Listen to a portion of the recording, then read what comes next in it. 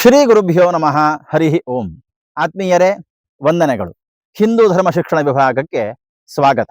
ಈ ಹಿಂದಿನ ಸಂಚಿಕೆಯಲ್ಲಿ ಪ್ರಾತಃ ಕಾಲದಲ್ಲಿ ಎದ್ದು ಅವಶ್ಯವಾಗಿ ಸ್ಮರಿಸಬೇಕಾದಂತಹ ವಿಷಯಗಳು, ಆಮೇಲೆ ದಂತಧಾವನ ಶೌಚವಿಧಿ, ಆಮೇಲೆ 8 ಮಂದಿಯ ಸ್ಮರಣೆ, 8 ವಸ್ತುಗಳ ಸ್ಮರಣೆಯ ವಿಚಾರವನ್ನು ಎಲ್ಲ ತಿಳಿದುಕೊಂಡು ಈಗ ಸ್ನಾನದತ್ತ ನಮ್ಮ ಚಿತ್ತವನ್ನು ಹರಿಸೋಣ.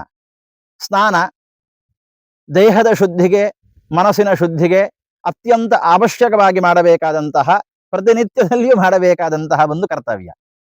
ಆ ಸ್ನಾನವೂ ಕೂಡ ಮಂತ್ರಮಯವಾಗಿತ್ತು, ಮಂಗಳಮಯವಾಗಿತ್ತು ಎಂದಾದಲ್ಲಿ ಬಹಿರಂಗ ಶುದ್ಧಿಯ ಜೊತೆಗೇನೆ ಅಂತರಂಗ ಶುದ್ಧಿಗೂ ಕೂಡ ನಾವು ಒತ್ತನ್ನು ಕೊಟ್ಟ ಹಾಗೆ ಆಗ್ತದೆ ಎಂಬಂತಹ ದೃಷ್ಟಿಯಿಂದ ಶಾಸ್ತ್ರಕಾರರು ಕೆಲವು ವಿಶೇಷ ನಿಯಮಗಳನ್ನು ಉಲ್ಲೇಖಿಸಿದ್ದಾರೆ. ಎಲ್ಲವನ್ನೂ ಕೂಡ ಇವತ್ತಿನ ಕಾಲದಲ್ಲಿ ಅಳವಡಿಸಿಕೊಳ್ಳಲಿಕ್ಕೆ ಸಾಧ್ಯ ಇಲ್ಲ ಅಂತ ಆದರೂ ಕೂಡ ತಕ್ಕ ಮಟ್ಟಿಗೆ ಇಂದಿನ ಕಾಲಕ್ಕೆ ಅನುಗುಣವಾಗಿ ಎಷ್ಟು ಸಾಧ್ಯವೋ ಅಷ್ಟನ್ನು ಮಾತ್ರ ನಾವು ವಿಮರ್ಶೆ ಮಾಡ್ತಾ ಹೋಗೋಣ. ಸ್ನಾನಕ್ಕೆ ಅಂದರೆ ಸ್ನಾನಗೃಹಕ್ಕೆ ಬರುತ್ತೇವೆ.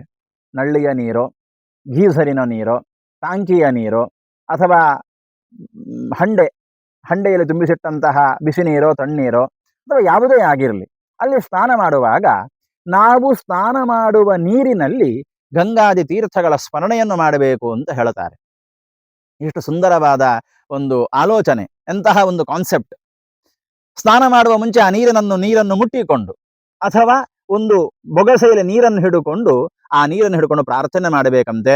ಗಂಗೆ ಚ ಯಮುನೆ ಚೈವ ಗೋದಾವರಿ ಸರಸ್ವತಿ ನರ್ಮದೆ ಸಿಂಧು ಕಾವೇರಿ ಅಸ್ಮಿನ್ ಜಲೆ ಸನ್ನಿಧಿಂಕುರು, ಜಲೇಸ್ಮಿನ್ ಸನ್ನಿಧಿಂಕುರು ಎಂಬುದಾಗಿ ಪ್ರಾರ್ಥನೆಯನ್ನು ಮಾಡಿ ಆ ನೀರನ್ನು ಹಂಡೆಯ ನೀರಿಗೋ, ಬಾಲ್ದಿಯ ನೀರಿಗೋ, ಟಾಂಕಿಯ ನೀರಿಗೋ ಹಾಕಿ ಅಲ್ಲಿ ಗಂಗಾದಿ ತೀರ್ಥಗಳ ಸನ್ನಿಧಾನ ಉಂಟಾಯಿತು.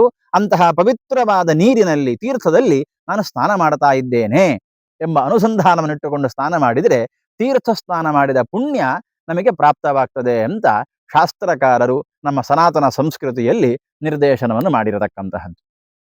ಇಷ್ಟು ಮಾತ್ರ ಅಲ್ಲ, ಗಂಗೆಯ ಸನ್ನಿಧಾನಲ್ಲಿ ಉಂಟಾಗಬೇಕು ಅಂತ ಆದರೆ ಗಂಗೆಯ ಇನ್ನಷ್ಟು ಹೆಸರುಗಳು, ವಿಶೇಷ ನಾಮಗಳ ಸ್ಮರಣೆಯನ್ನು ಮಾಡುವುದರಿಂದ ಅಲ್ಲಿ ಆ ನೀರಿನಲ್ಲಿ ಗಂಗೆಯ ಸನ್ನಿಧಾನ ಉಂಟಾಗ್ತದೆ ಅಂತ ನಿರ್ಣಯ ಮಾಡಿದ್ದಾರೆ.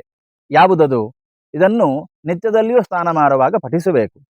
ನಂದಿನಿ ನಳಿನಿ ಸೀತಾ ಮಾಲತೀ ಚ ಮಲಾಪಃ ವಿಷ್ಣು ಪಾದಾಬ್ಜ ಸಂಭೂತ ಗಂಗಾ ತ್ರಿಪಥಗಾಮಿನಿ ಭಾಗೀರಥಿ ಭೋಗವತಿ ಜಾಕ್ಷ್ಣಮಿ ತ್ರಿದಶೇಶ್ವರಿ ಸ್ನಾನ ಕಾಲೇ ಪಠೇ ನಿತ್ಯಂ ತತ್ರ ತತ್ರ ವಸಾಮ್ಯಹಂ.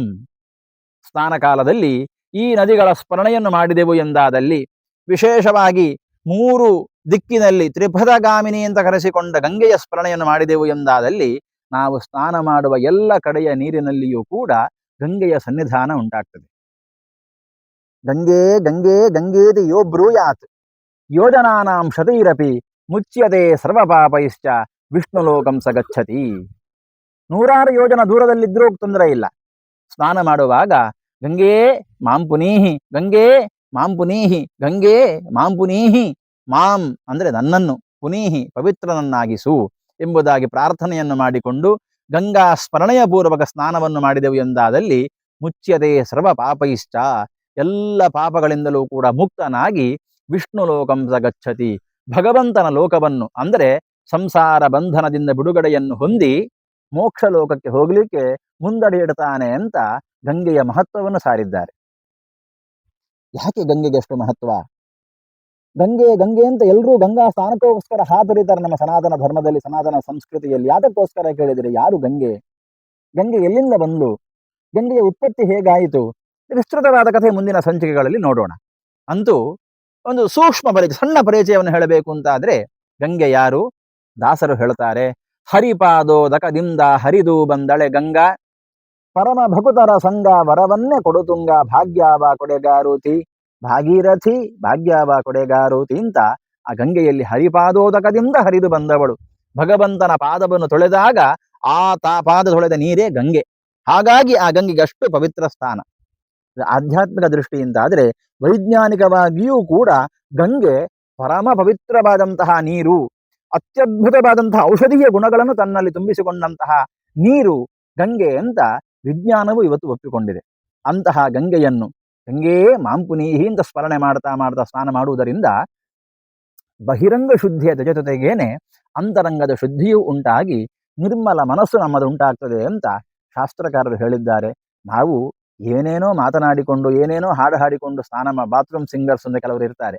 ಆ ರೀತಿಯ ಸ್ನಾನ ಮಾಡುವುದರಿಂದ ಹೆಚ್ಚಿನ ಫಲ ಈ ಸ್ಮರಣೆಯನ್ನು, ಗಂಗಾದಿ ತೀರ್ಥಗಳ ಸ್ಮರಣೆಯನ್ನು ಮಾಡಿಕೊಂಡು ಮಾಡುವುದರಿಂದ ಉಂಟಾಗ್ತದೆ ಅಂತಾದ್ರೆ ಯಾಕೆ ನಾವು ಮಾಡಬಾರದು? ಆ ನಿಟ್ಟಿನಲ್ಲಿ ಪ್ರಯತ್ನವನ್ನು ಮಾಡುವ.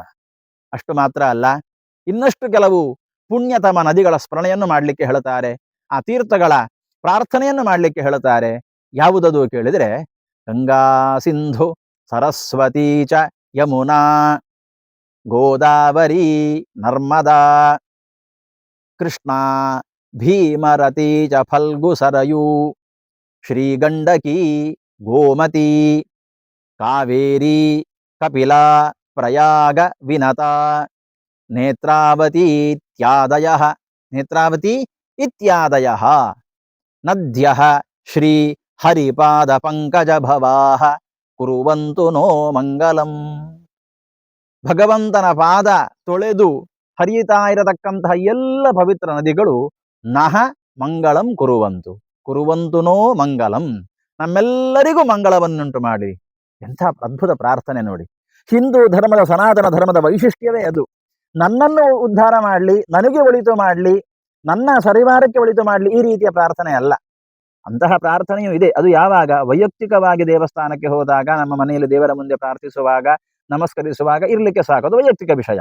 ಆದರೆ ಋಷಿಮುನಿಗಳು ನಮಗೆ, ಜ್ಞಾನಿಗಳು ನಮಗೆ ಮಾಡಿಕೊಟ್ಟಂತಹ ಸ್ತೋತ್ರಗಳಲ್ಲಿ, ಮಂತ್ರಗಳಲ್ಲಿ, ಪ್ರಾರ್ಥನಾ ಗೀತೆಗಳಲ್ಲಿ ಇರತಕ್ಕಂತಹ ಪ್ರಾರ್ಥನೆ ಏನು ಹೇಳಿ? ಕುರುವಂತು ನೋ ಅಂದ್ರೆ ನಮಗೆ, ಕುರುವಂತು ನೋ ಮಂಗಲಂ, ನಮ್ಮೆಲ್ಲರಿಗೂ ಮಂಗಳವನ್ನುಂಟು ಮಾಡಲು. ಗಾಯತ್ರಿ ಮಂತ್ರ ಎಲ್ಲರಿಗೂ ಗೊತ್ತಿದೆ. ಏನು ಹೇಳ್ತದೆ? ಧಿಯೋ ಯೋ ನಃ. ಗಾಯತ್ರಿ ಮಂತ್ರದ ಶ್ರೇಷ್ಠತೆ ಸರ್ವೇ ಸಾಮಾನ್ಯ ಸಮಗ್ರ ಸನಾತನ ಧರ್ಮೀಯನಿಗೂ ಹಿಂದೂ ಧರ್ಮೀಯನಿಗೂ ಗೊತ್ತಿದೆ. ಎಂತಹ ಶ್ರೇಷ್ಠವಾದಂತಹ ಮಂತ್ರ ಅಂತ. ಆ ಮಂತ್ರ ಏನು ಹೇಳ್ತದೆ? ಧಿಯೋ ಯೋ ನಃ, ನಮ್ಮೆಲ್ಲರಿಗೂ, ನಮ್ಮೆಲ್ಲರ ಬುದ್ಧಿಯನ್ನು ಸನ್ಮಾರ್ಗದಲ್ಲಿ ಪ್ರೇರೇಪಿಸಲಿ. ಇದುವೇ ಅಲ್ಲ ನಮ್ಮ ಹಿಂದೂ ಧರ್ಮದ ಶ್ರೇಷ್ಠತೆ. ಇದುವೇ ತಾನೇ ನಮ್ಮ ಹಿಂದೂ ಧರ್ಮದ ಅತ್ಯದ್ಭುತವಾದಂತಹ ವೈಚಾರಿಕತೆ. ಸರ್ವೇ ಜನಾಃ ಸುಖಿನೋ ಭವಂತು, ಸಮಸ್ತ ಸನ್ಮಂಗಳಾನಿ ಭವಂತು, ಲೋಕಾ ಸಮಸ್ತ ಸುಖಿನೋ ಭವಂತು. ಇದೇ ರೀತಿ ಪ್ರಾತಃ ಕಾಲದಲ್ಲಿಯೇ ಪ್ರಾರಂಭ. ಕುರುವಂತು ನೋ ಮಂಗಲಂ. ಸ್ನಾನ ಮಾಡುವಾಗ ನಾನು ಮಾಡ್ತಾ ಇದ್ದ, ನನಗೆ ಮಾತ್ರ ಅಲ್ಲ, ನನ್ನ ಜೊತೆಗೆ ಎಲ್ಲರಿಗೂ ಈ ತೀರ್ಥಾಭಿಮಾನಿ ದೇವತೆಗಳು, ತೀರ್ಥಗಳು ನಮ್ಮೆಲ್ಲರನ್ನು ಉದ್ಧರಿಸಲಿ ಎಂಬಂತಹ ಪ್ರಾರ್ಥನೆ. ಗಂಗೆಯ ಬಗ್ಗೆ, ಗಂಗಾ ತೀರ್ಥದ ಬಗ್ಗೆ ಇನ್ನಷ್ಟು ವಿವರಣೆಗಳು ಹೇಳಲಿಕ್ಕಿದ್ದಾರೆ. ಮುಂದಿನ ಭಾಗದಲ್ಲಿ ನೋಡೋಣ ಅಂತ ಹೇಳುತ್ತಾ ಧನ್ಯವಾದಗಳು.